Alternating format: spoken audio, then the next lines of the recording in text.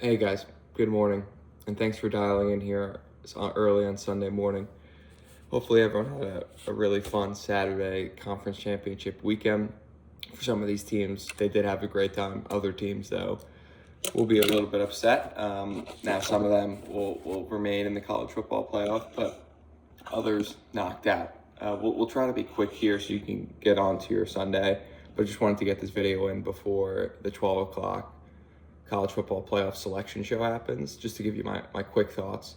And so we'll just get right into it. So I'm going to go first by ranking my top 12 teams. Now, the way the rankings are going to go, I am going to the teams that won conference championships, even if they're not a top 12 team in the country. For example, Clemson, I'm still just going to put them in the top 12, and it'll give you a sense for where teams are going to get seeded. So at number one, I think Oregon, number one.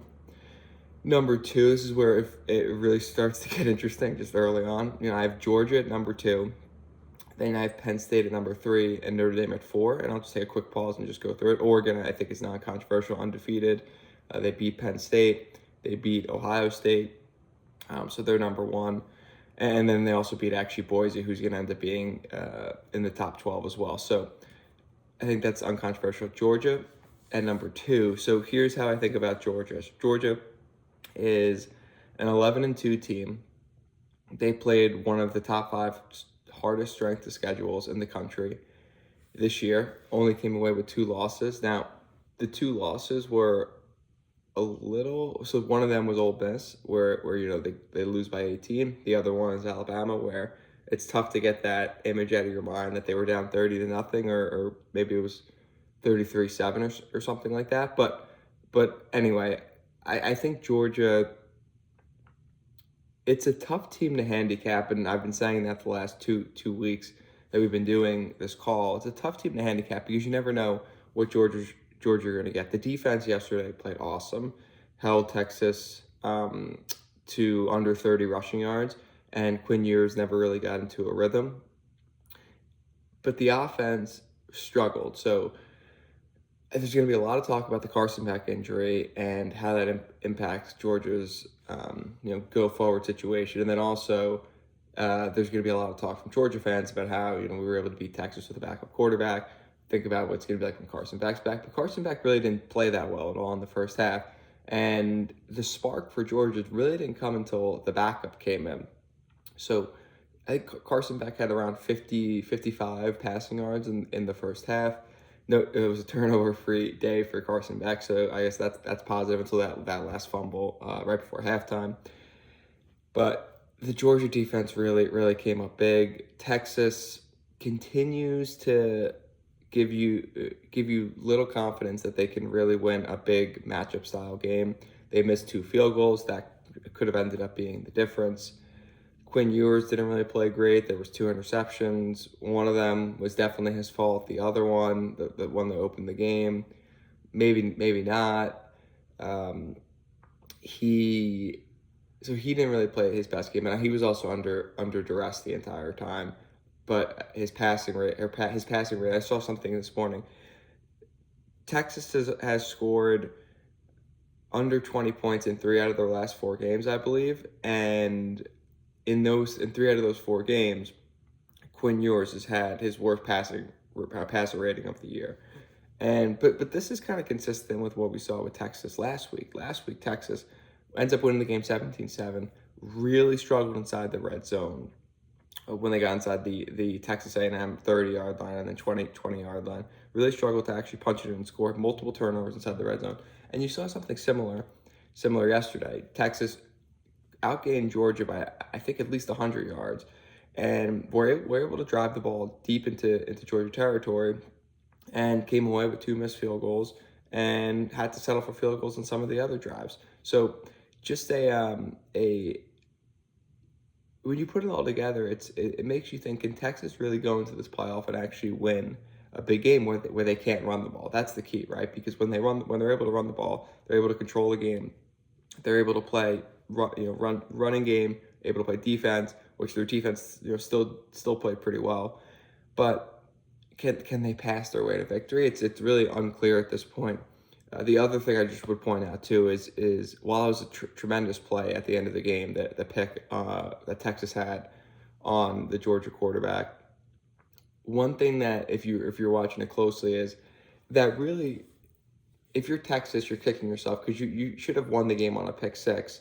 But when the guy made the interception, there was the other defensive player that didn't peel back and block the tight end, Oscar Delp, that ended up making the tackle. So if you're that's a coaching moment for Texas on defense, that you need to not only block what's ahead of you, but also maybe look to peel back and block someone that's chasing the ball carrier. So that was a little disappointing if you're a Texas fan. But so just to wrap that, Georgia at number 2. We'll see what Carson Beck's status is going to be for the playoffs. The running game, definitely got going. Did well. ETN, I think, was just under 100 yards. I mean, he did have a huge run in that total, but 2 touchdowns and really helped lead them to victory. Georgia's still the ball carriers. Everything I've said about Georgia still stands. The receivers are really bad in terms of just drops, not being able to hold onto the football. You had the speed sweep where the guy got stripped on a pretty easy punch out. You had Frazier, who had a big run inside Texas's 5-yard line, also almost lose the ball. So not really, again, just something with handling the ball, whether it's catching passes or also just dropping the ball when you're running in traffic. So not the complete, not the complete disciplined Kirby Smart team in terms of the fundamentals and doing everything right that they need to, but the team is still super talented, and again it's funny, no matter how much Georgia's been up and down this year and how much they've been criticized, still a team you just do not want to face in the playoff. Penn State, I thought Penn State, so you'll remember that I was pretty low on Penn State going into last week. I actually said I'd put them behind Ohio State despite having one less loss because they really hadn't played anyone. They lost to Ohio State. But I was pretty impressed with Penn State last night. I thought Penn State was going to, and maybe part of this is a flaw in my evaluation, but I thought Oregon was going to be able to score against the Penn State defense, and Oregon ran the ball well against that Penn State defense, and that's really the strength of the team is the run defense. And was able to pass the ball over the field. Gabriel played a really fantastic game, and Oregon ends up putting up 45 points. So that wasn't a surprise, but I was really surprised with how Penn State's offense played. Aller had a big game. The running game was really dominant. They ended up running for over 200 yards against this Oregon defense, and I was thinking a lot during the game. Dan Lanning, he's got the Georgia, coached at Alabama, like the SEC background.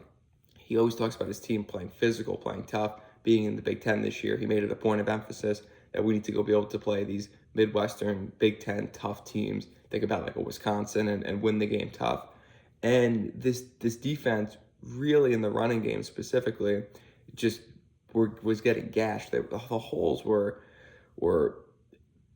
I mean, Katron Allen and Singleton are really good running backs, but these holes were just huge for them to run through. And then, when you add in their explosiveness, they were able to just shoot through the hole and get 6-7 yards a carry. And there was the other stat, too, that I saw this morning, that Penn State actually averaged more yards per play than Oregon did. And then I think Aller played one of his better games. And I know he had the pick. He basically had the pick six, the pick that was returned to the 1-yard line. He ends up throwing a pick to end the game. But the guy really played well. He had a lot of big 3rd and long conversions. And they used to be with this Penn State team, if they got into anything over 3rd and 5, 3rd and 7, I would start, getting really worried about what's going to happen. Where is the ball going to go? Is it going to be a turnover? But Aller played really well. There was a 3rd and 15 conversion. He had obviously the big 4th and 10 conversion where they scored a touchdown. He had another 3rd and long conversion. So this Penn State team actually showed me quite a bit in this loss. And I think because of that, whereas previously I had them behind Notre Dame and Ohio State, I think because of this performance, I'm comfortable putting them at number 3. Number 4 is going to be Notre Dame. This is another tough one for me between Notre Dame and Ohio State.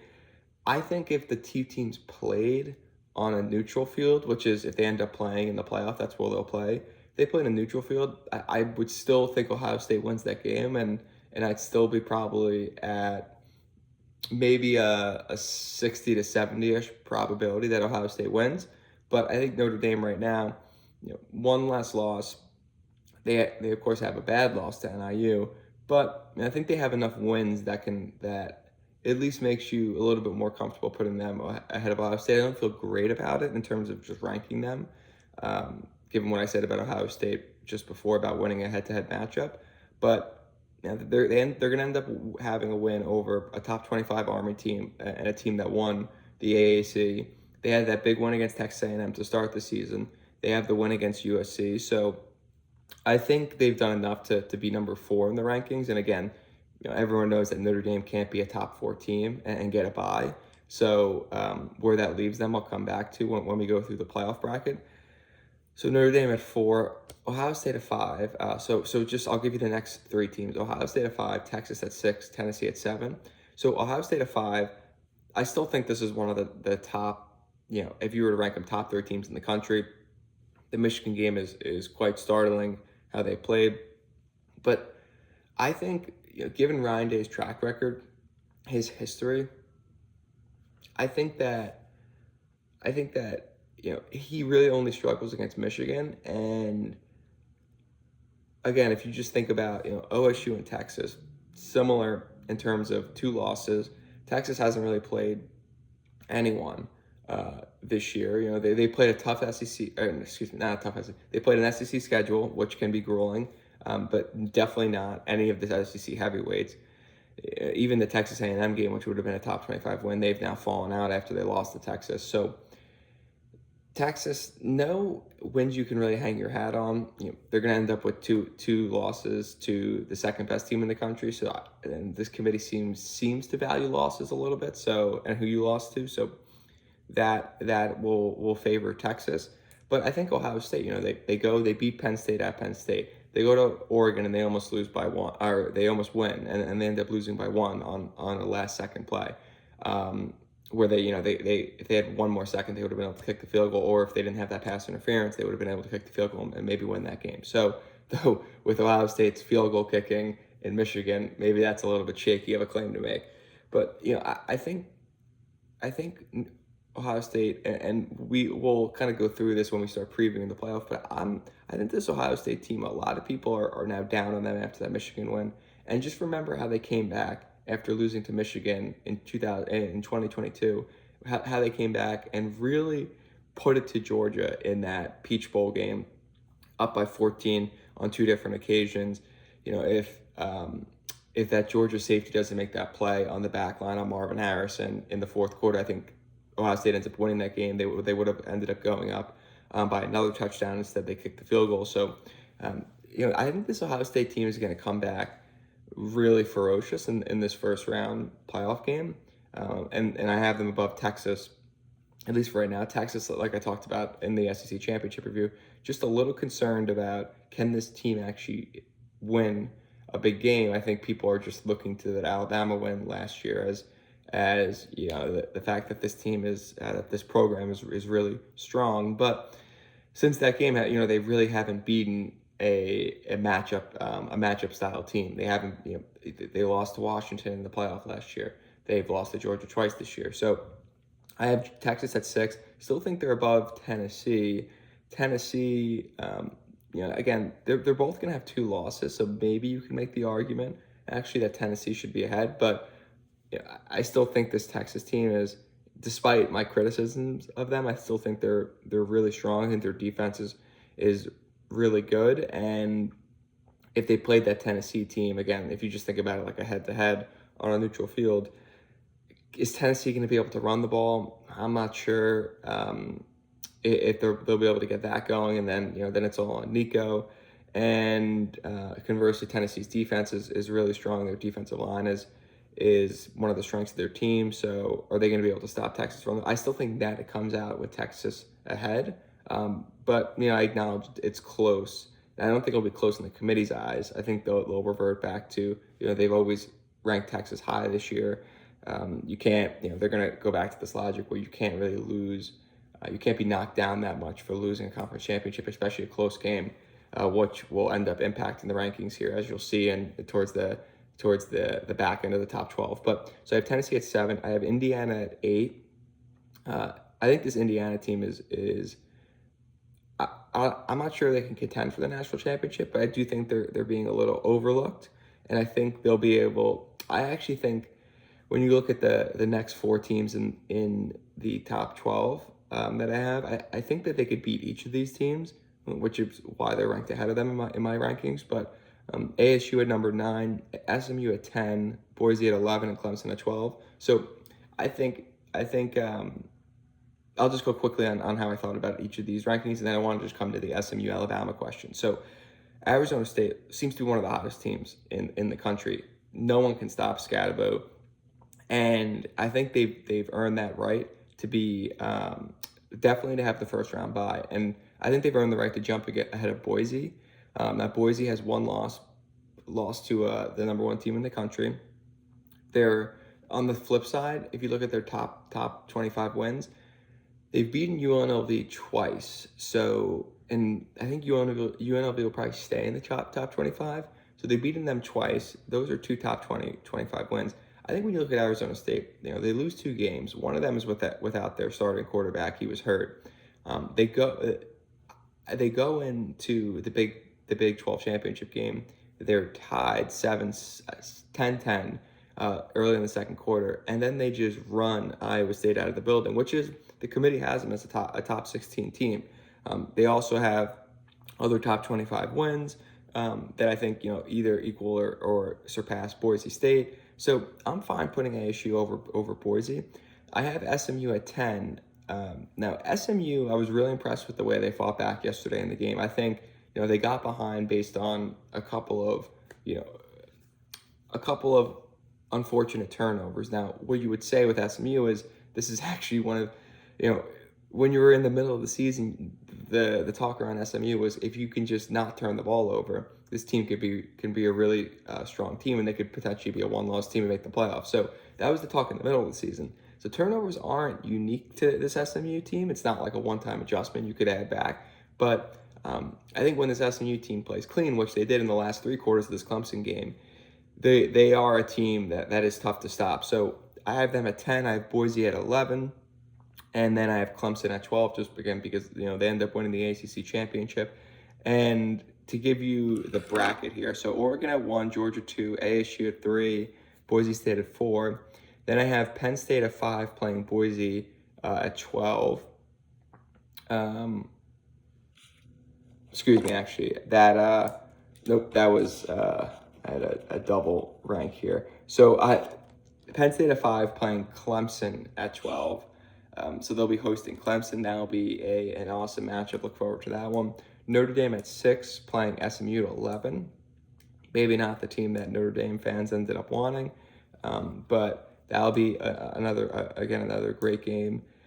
You can see the Notre Dame social media has been putting out pictures of the stadium with snow, covered in snow, really getting everyone riled up and hyped up for some of these Southern teams coming up north.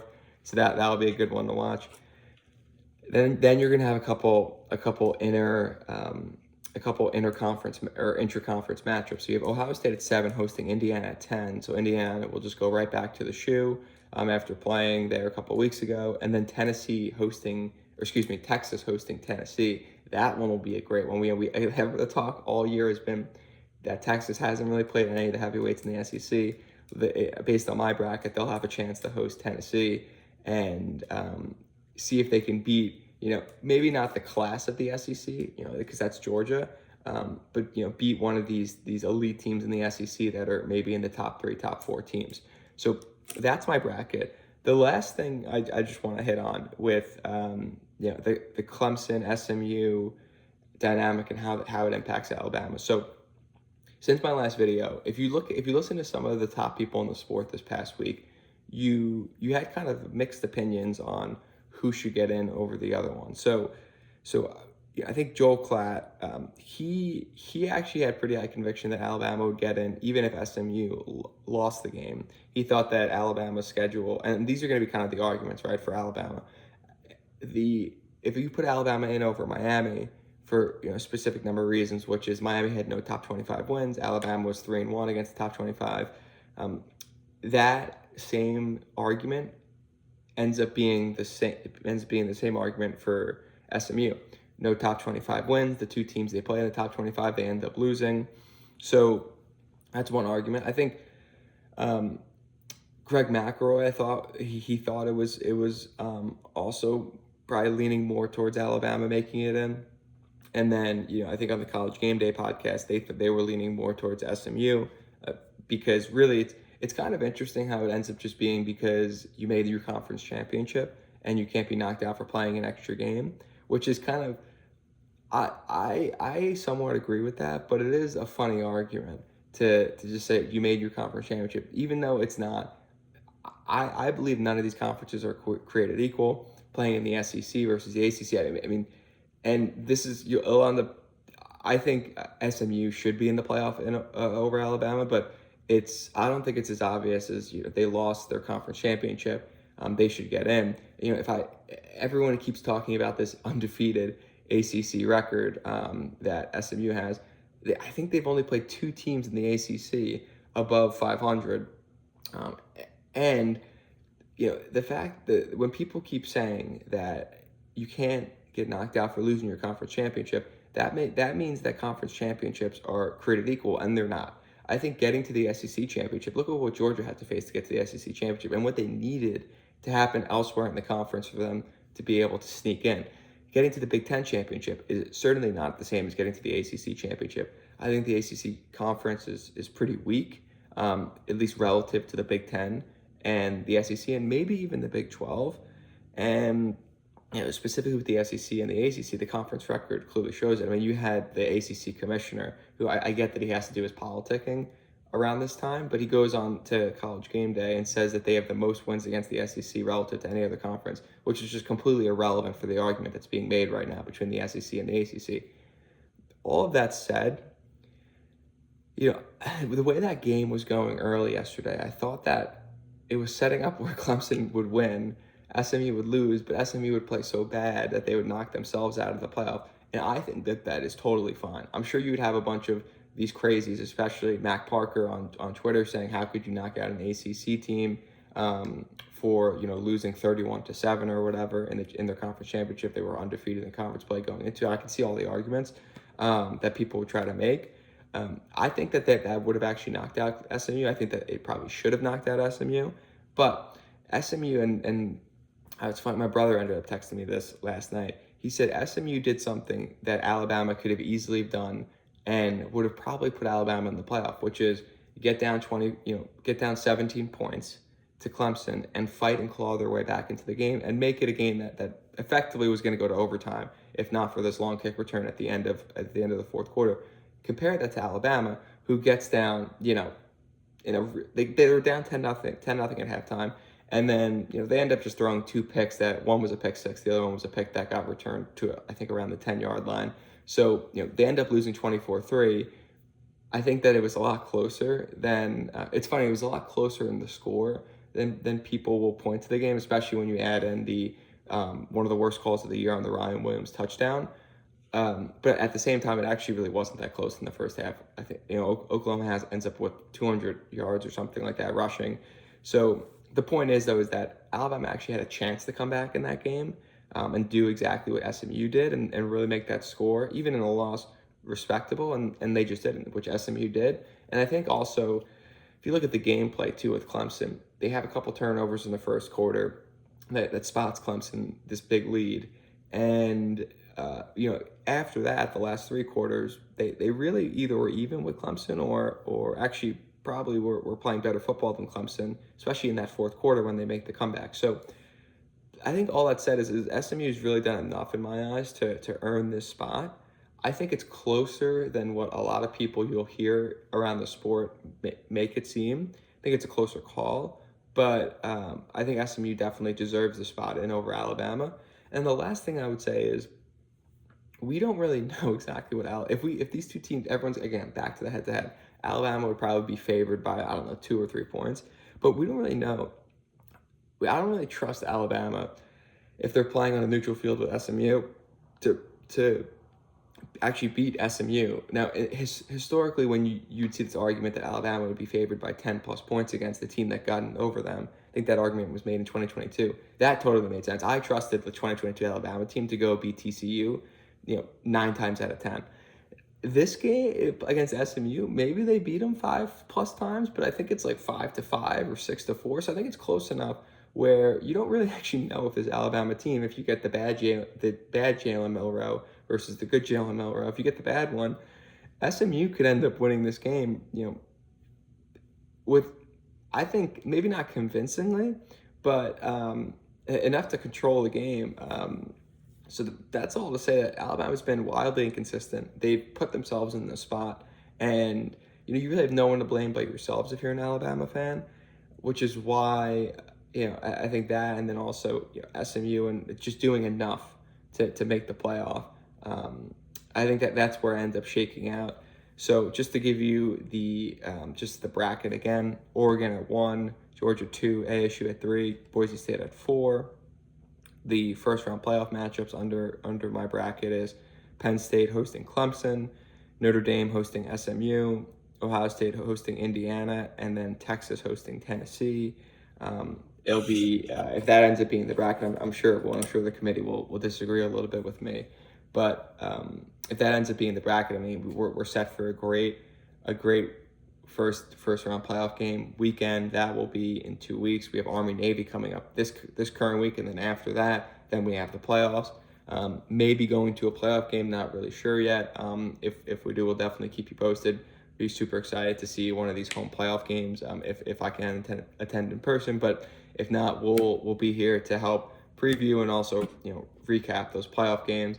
I'm not sure if we'll do a recap show today after the rankings come out. I think it's relatively uncontroversial. There'll probably be some illogic amongst the committee in terms of how they seed some of these teams, but which if it's maybe controversial enough, we'll jump back on to help make sense of it. But looking forward again to the ranking show today, and then a great college football playoff season. The 12 team playoff again, like I said last week.